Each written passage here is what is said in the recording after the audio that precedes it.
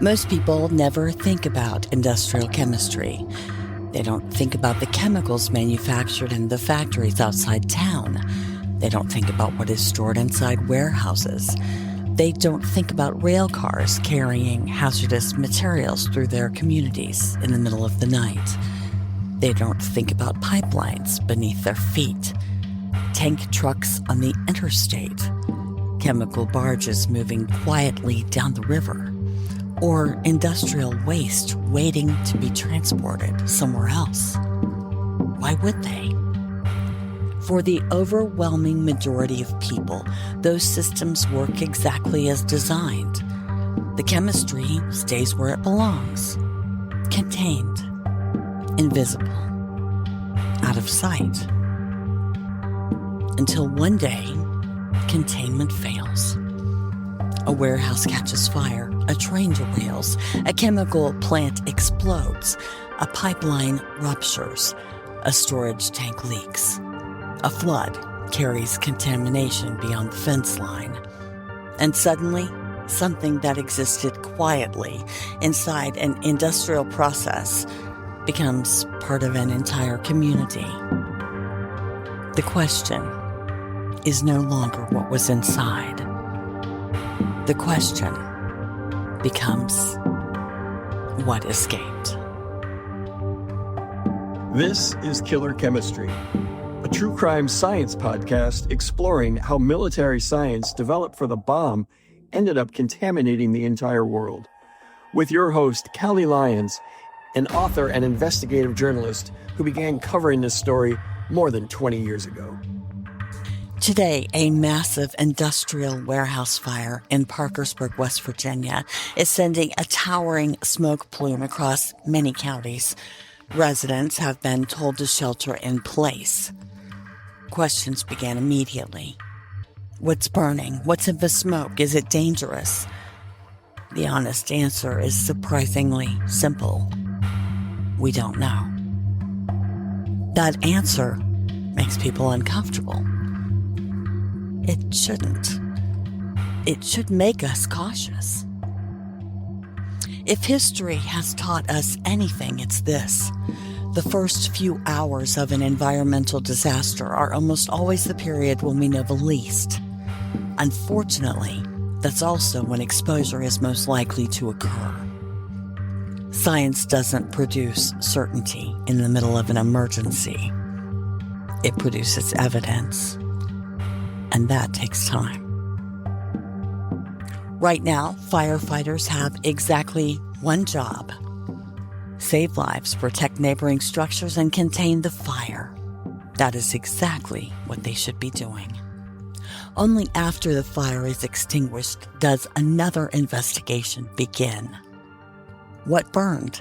What chemicals were present? What entered the atmosphere? Where did the plume travel? What settled into the ground? Did contaminants enter nearby streams?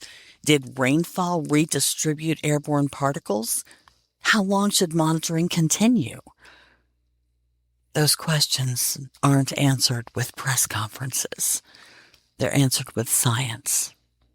Environmental sampling, air monitoring, laboratory analysis, and careful investigation. Sometimes that process takes weeks. Sometimes months, sometimes years. Sometimes communities never receive complete answers. That isn't cynicism, it's history.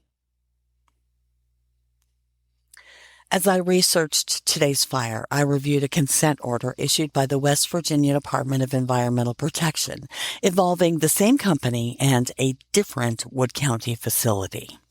This one is on Airport Industry Boulevard, while the fire rages at 4300 Camden Avenue. The consent order documents a history of hazardous waste violations and repeated fires. According to state records, fires occurred at the facility in 2020, March 2025, and June of 2025. The order identifies hazardous waste involving calcium hypochlorite. It documents failures to minimize the possibility of fires and explosions. improper hazardous waste management, improper storage and labeling. The facility ultimately agreed to corrective actions and paid a civil penalty. That history matters, not because it tells us what is burning today. It matters because it tells us this is a company with a documented history of hazardous waste fires. It provides context, not conclusions.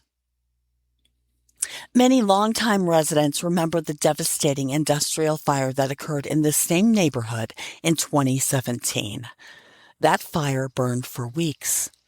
Its smoke plume stretched across the valley. It became one of the defining environmental events in this community. Today's fire is different. Meteorologists are describing the weather as pyro-affected. That term wasn't part of the public conversation in 2017. It deserves an explanation.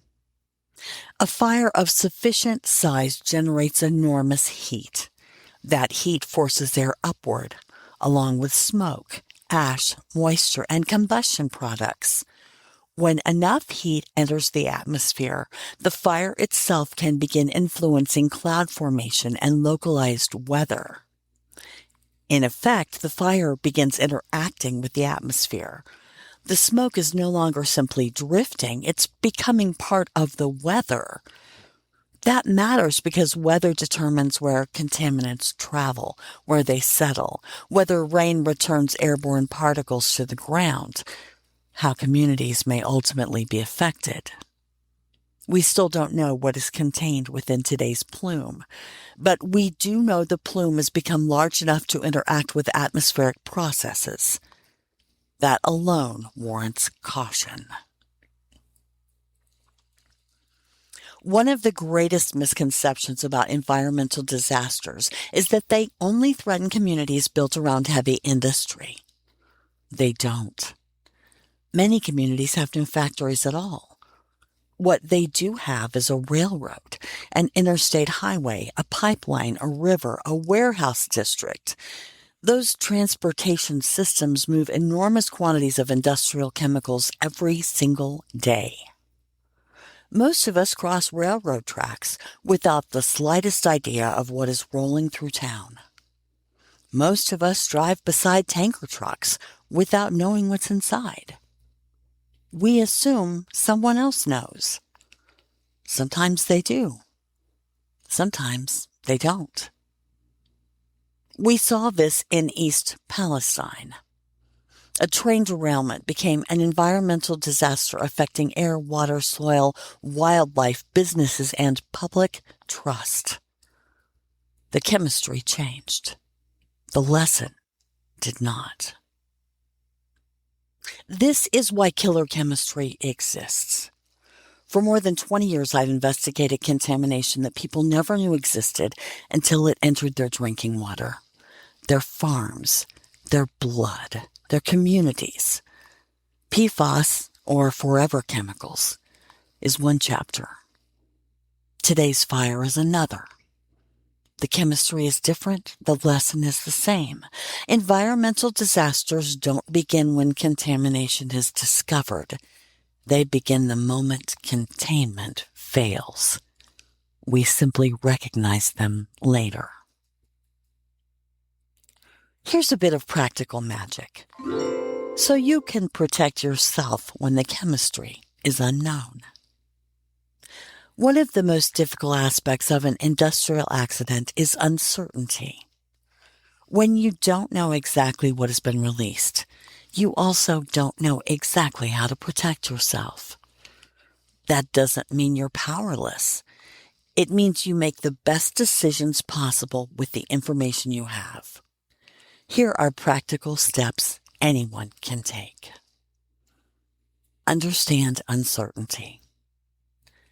Don't assume something is safe simply because no one has identified a specific hazard. Likewise, don't assume the worst. Recognize that science takes time. The goal is to reduce unnecessary exposure while investigators gather evidence. Reduce your exposure. If officials recommend sheltering in place, do it. Close windows, close exterior doors, switch your heating or cooling system to recirculate if possible. Bring pets inside. Delay outdoor activities until more information is available. Exposure avoided today cannot become a health problem tomorrow. Slow down before making decisions. During an emergency, information changes quickly. Wait for confirmation before repeating claims. Good decisions are based on evidence. That doesn't mean ignoring observations. It means recognizing the difference between observations, possibilities, and confirmed facts. Become the historian of your own experience. Write everything down. When did the fire begin? Where were you? Did you smell smoke? Did ash settle on your property? Did rain occur while the plume was overhead? Take photographs. Save official advisories. Save news reports. Your own records may become valuable months or years from now. Listen to your body. You know your body better than anyone else. If something changes, pay attention. If symptoms develop or worsen, seek appropriate medical care. Write down when symptoms began. Good records help both you and your healthcare providers. Ask questions. And instead of asking, is it safe? Ask what was released. What is being monitored? Will soil be tested? Surface water, private wells. When will results be released? Better questions lead to better answers. Use the tools available to you. One of the most valuable public resources during a smoke event is purpleair.com. Purple Air is a network of thousands of privately owned air quality sensors that provides near real-time measurements of fine particulate matter. During an industrial fire, it can help you see how smoke conditions are changing in your neighborhood and surrounding communities. Think of it as one piece of the puzzle. Purple Air does not identify specific chemicals, and it shouldn't replace official air monitoring or public health guidance. It does, however, provide another source of information that can help you understand where smoke is increasing, where it is improving, and how conditions are changing over time. Use it alongside weather information, official advisories, and your own observations, not instead of them. No single source has all the answers. Good decisions come from looking at multiple sources of information. Knowledge doesn't eliminate uncertainty. It helps you navigate it more wisely. Think beyond the smoke. The smoke is what you can see. Environmental contamination may also involve rain, dust, runoff, soil, streams, ponds, and drinking water. The fire may end this week. The investigation may continue for years. Talk to your neighbors. Environmental disasters don't affect individuals, they affect communities. Share verified information. Check on older neighbors. Help those with disabilities. Help people who may not have heard emergency instructions. Communities protect one another. Keep perspective. Most industrial accidents do not become long-term public health disasters, but some do. The purpose of caution is not to assume the worst. It is to avoid unnecessary exposure until the evidence defines the risk. Stay engaged after the headlines disappear. This may be the most important step of all. The television cameras will leave. The smoke will eventually clear. But that's often when the most important work begins. Read the monitoring reports, attend public meetings, ask questions, expect transparency. Science belongs to the public. And finally, one lesson has guided my reporting for more than 20 years. Matters of industrial chemistry and pollution are immune to politics, public relations, and news cycles. They are unaffected by public statements and unchanged by overwhelming sentiment. That's why we have to understand uncertainty. That's why we reduce unnecessary exposure. That's why we ask questions. That's why we remain engaged. Because when containment fails, the chemistry doesn't stop, and neither should our curiosity. Neither should our commitment to protecting ourselves, our families, and our communities. Who protects us? We do. The fire will end. The headlines will fade. The emergency vehicles will leave. But the investigation is only beginning. We'll continue asking the questions that matter. What escaped? Where did it go? Who was exposed? And what will we do with that knowledge? Because chemistry doesn't stop when the flames go out. It continues reacting, whether we've measured it or not. Exposure occurs in real time. Understanding comes later. Until science catches up with the event, an abundance of caution isn't fear, it's wisdom. You've been listening to Killer Chemistry. Like, subscribe, and follow the Killer Chemistry podcast on social media for all updates, sources, and ongoing coverage. For killer resources and more practical magic, visit our Ko-Fi page. Links and contact information can be found in the new show notes.